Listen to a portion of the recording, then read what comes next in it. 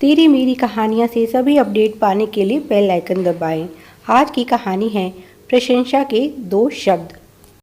अनुराधा बेसब्री से अपनी सास की प्रतिक्रिया की प्रतीक्षा कर रही है। आज उसने पहली बार लौकी के कोफ्ते बनाए हैं, जो कि उसकी सास को बहुत पसंद है। इसीलिए वह जानना चाहती है कि कोफ्ते कैसे बने हैं। पर उसकी सास ने पहला निवाला मुंह में जाते ही मुंह बना लिया और कहा, बहू, नमक इतना भी सस्ता नहीं कि तुमने जी भरकर सब्जी में डाल दिया। उनकी प्रतिक्रिया सुनने के बाद अनुराधा निराश हो जाती है। उसकी आंखों की चमक अब नमी में बदल जाती है। तभी उसका पति कुणाल बोला, माँ, मुझे तो यह कोफ्ते बहुत अच्छे लगे। कहाँ नमक ज़्यादा है? ठीक ही तो है। अनुराधा की सास ने उसे घूरते हुए कहा, मुझसे किसी का दिल रखने के लिए झूठी बड़ाई नहीं होती। तेरी बीवी है, तू चाहे जितनी झूठी प्रशंसा कर। और मैं भी कोई इसकी दुश्मन नहीं हूँ। मैं तो बस यही चाहती हूँ कि बहू को सभी काम अच्छे से करने आ जाए। मैं इसकी भलाई के लिए ही इसके कामों में कमियाँ निकालती हूँ, ताकि कल को यह सभी कामों में निपुण हो जाए। याद है ना तुझे, जब यह ब्याह कर घर में आई थी, इसे कुछ भी करना नहीं आता था। जो कुछ भी इसने सीखा है, सब यहीं आकर सीखा है। फिर उन्होंने अनुराधा से कहा, देख बहू, मेरी बात का बुरा मानने की ज़रूरत नहीं है। तू अच्छे से जानती है, तेरे बनाए कोफ्ते मेरे बनाए कोफ्ते के सामने कहीं नहीं ठहरते।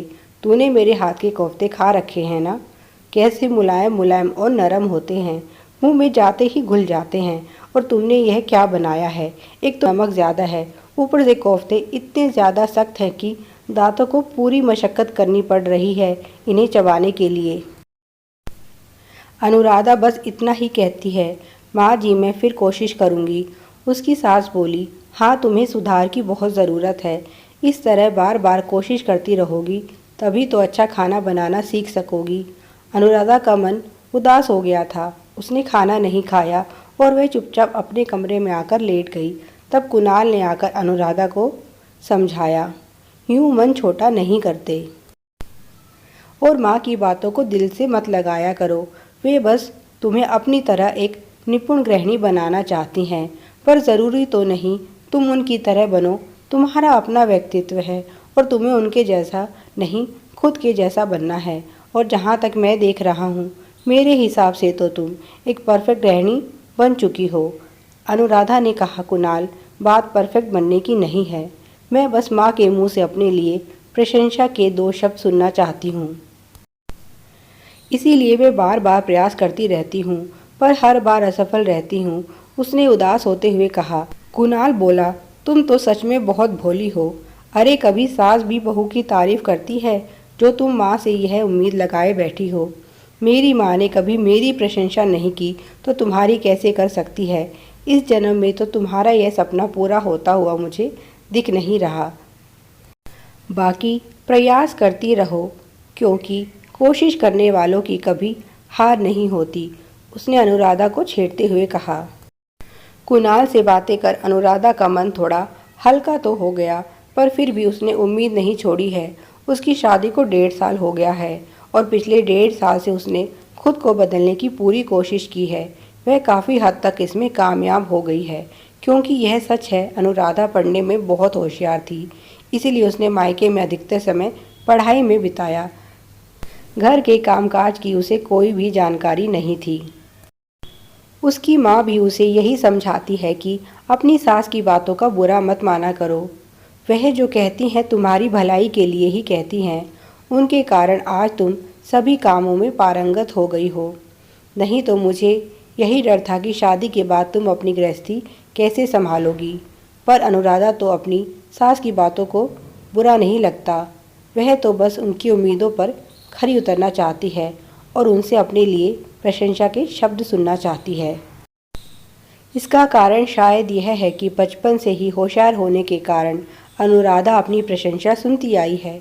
शायद उसकी सास ही वह पहली इंसान है जो उससे प्रभावित नहीं हुई, और इसीलिए अनुराधा ने उन्हें एक चुनौती समझ लिया है जिसे वह जीतना चाहती है।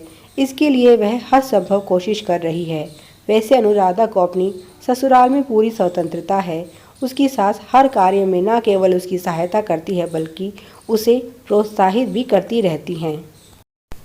वैसे अनुराधा की सास किसी कार्य में उसकी प्रशंसा नहीं करती, पर इस बात के लिए वह अनुराधा की सदैव प्रशंसा करती है कि उसमें सीखने की ललक बहुत ज़्यादा है और शायद इसीलिए वह जल्दी ही बहुत कुछ सीख गई है। शुरू में जब वह आई थी तो उसे ना तो खाना बनाना आता था, ना ही कपड़े धोना और ना ही सिलाई कढ़ाई जैसे काम, पर अब तो वह यह सभी कार्य अच्छे से कर लेती है। पर अभी उसने इन कामों में अपनी सास की तरह निपुणता हासिल नहीं की है और यही है अनुराधा के दुख की वजह। वह अपनी सास से बेहतर होना चाहती है, यह उसके स्वभाव की कमी भी है। कुणाल ने उसे कितनी बार समझाया है कि वह जैसी है अच्छी है, उसे किसी और की तरह बनने की ज़रूरत नहीं है, पर फिर भी वह पता नहीं क्यों अपनी सास की परछाई बनने में लगी हुई है।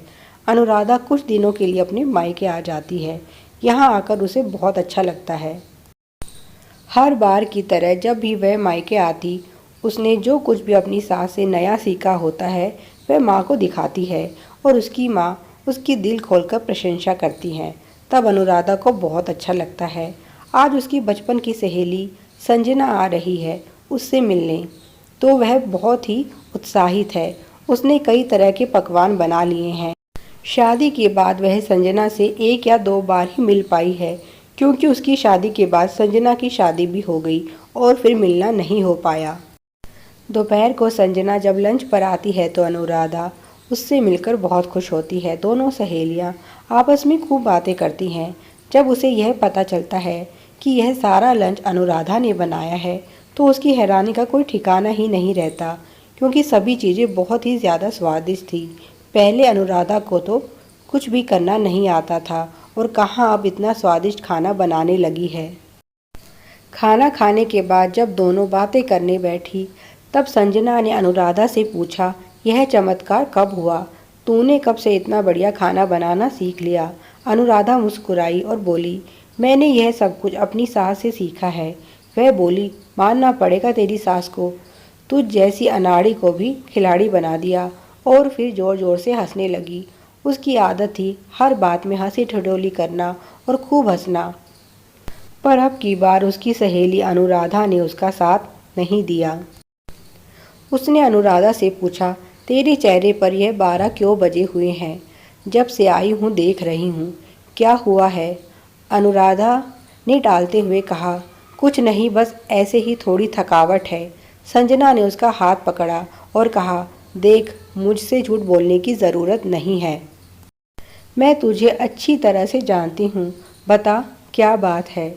और फिर तो अनुराधा रोते हुए अपनी सारी कहानी कह सुनाई।